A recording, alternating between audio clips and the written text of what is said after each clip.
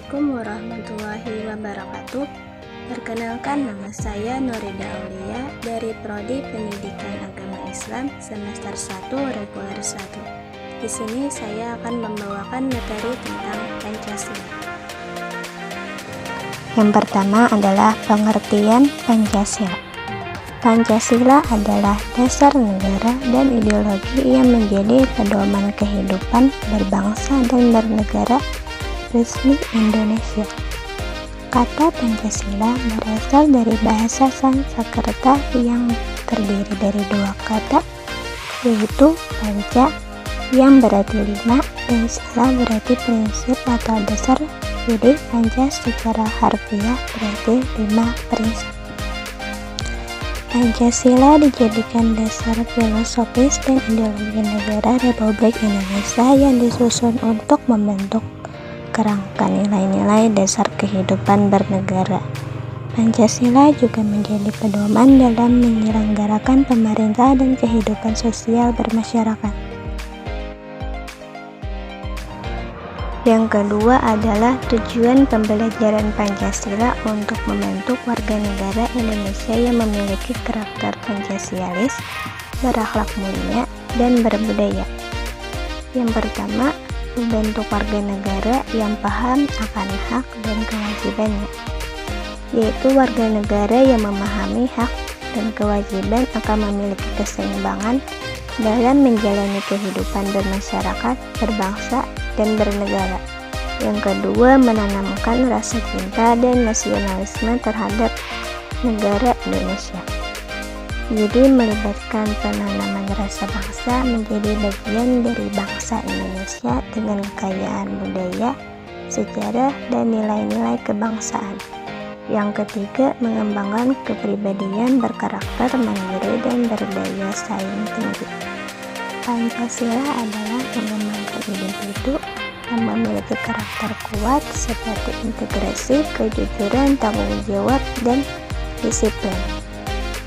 Yang keempat, membangun kesadaran dan kepedulian warga negara terhadap kepentingan bangsa dan negara.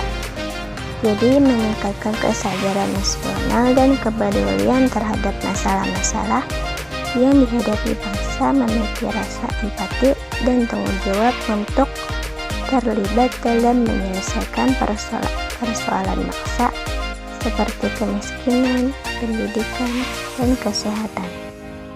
Yang kelima adalah menciptakan sikap mental yang cerdas dan penuh tanggung jawab.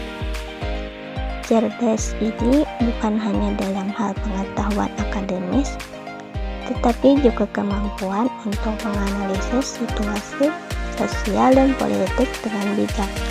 Tanggung jawab menyeratkan kesadaran dan dampak dari setiap tindakan yang diambil, baik bagi diri sendiri maupun masyarakat luas.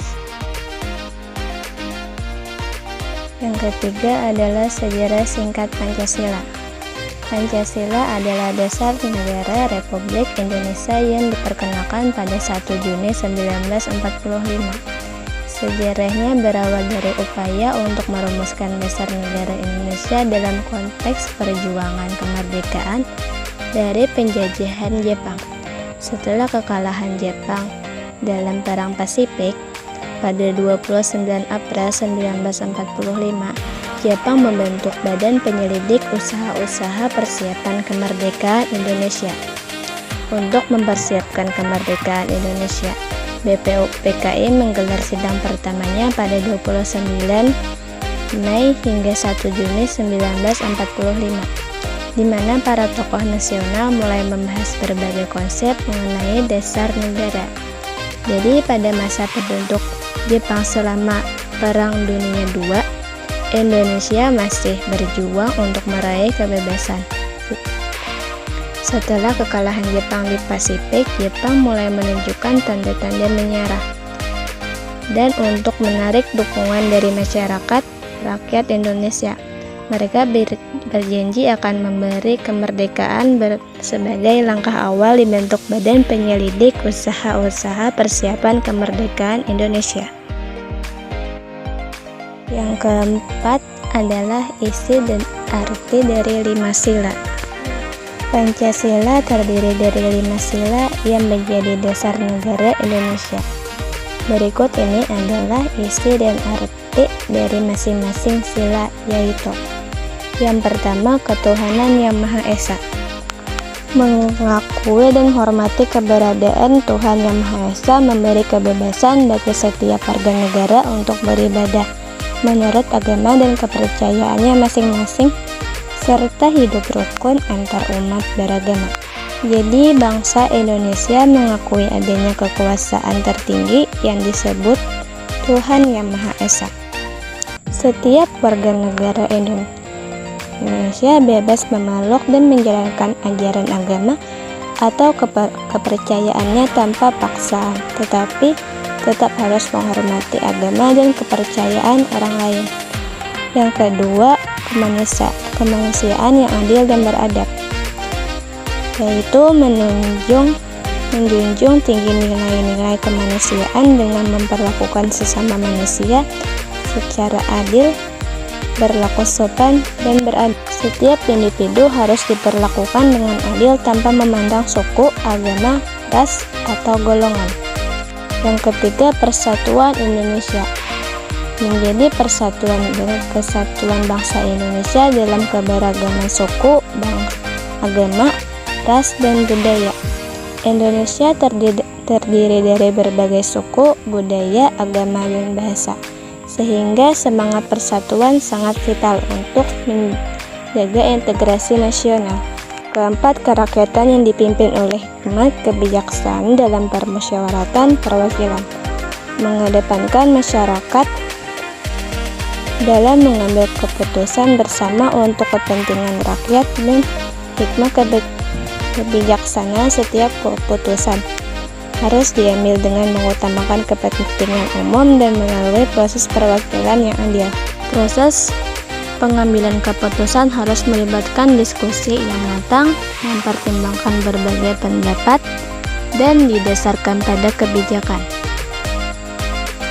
Selain itu, keputusan diambil melalui mekanisme perwakilan rakyat di mana anggota parlemen atau wakil rakyat dipilih untuk mewakili kepentingan masyarakat. Yang kelima, keadilan sosial bagi seluruh rakyat Indonesia. Mengupayakan pemerataan, kesejahteraan, dan keadilan sosial untuk rakyat Indonesia. Keadilan sosial berarti tidak ada diskriminasi dalam mendapatkan hak-hak dasar seperti pendidikan, kesehatan, pekerjaan, dan lain-lain. Yang kelima adalah Pancasila sebagai dasar negara dan pandangan hidup bangsa. Pancasila sebagai dasar negara menjadi sumber dari segala hukum dan peraturan perundang-undang yang berlaku di Indonesia. Setiap kebijakan negara harus berlandasan pada nilai-nilai Pancasila dalam keberagaman suku, agama, ras, dan budaya. Pancasila menjadi perekat yang menyatukan seluruh komponen bangsa Indonesia. Sebagai pandangan hidup, Pancasila mengandung nilai-nilai Pancasila menjadi pedoman bagi setiap individu dalam menjalani kehidupan sehari-hari, baik dalam lingkup keluarga, masyarakat, maupun negara.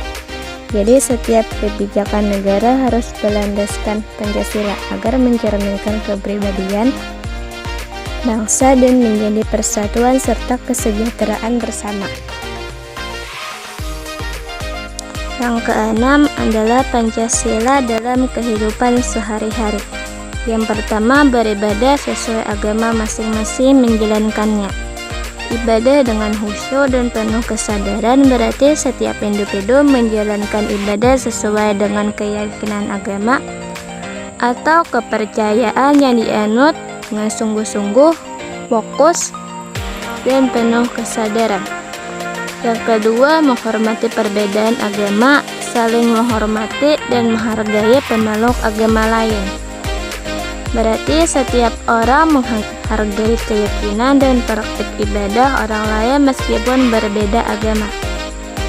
Yang ketiga adalah menjaga kerukunan umat beragama, hidup berdampingan dengan damai dan saling tolong-menolong. Berarti kehidupan bersama antar umat dari berbagai agama dijaga dengan sikap toleransi, saling memahami dan membantu satu sama lain tanpa memandang perbedaan. Yang keempat adalah bersikap adil terhadap sesama, memberikan perlakuan yang sama bagi setiap orang tanpa memandang perbedaan, yaitu memberikan hak dan perlakuan yang sama kepada setiap orang tanpa diskriminasi, baik itu berdasarkan agama, ras, suku, ataupun status sosial. Yang kelima adalah menolong sesama, bersedia membantu orang lain yang membutuhkan, terutama yang sedang dalam kesulitan atau membutuhkan dalam bentuk-bentuk materi, tenaga, waktu, atau bahkan dukungan moral. Yang keenam atau yang terakhir adalah menghormati hak asasi manusia dan tidak merugikan orang lain. Setiap orang memiliki hak asasi manusia yang perlu dihormati, seperti hak untuk hidup, beragama, mendapatkan pendidikan, dan berpendapat. Menghormati hak ini berarti kita tidak melakukan tindakan yang merugikan atau melanggar hak orang lain, seperti diskriminasi, kekerasan, dan ketidakadilan. Terima kasih sudah menonton videonya, semoga bermanfaat. Wassalamualaikum warahmatullahi wabarakatuh.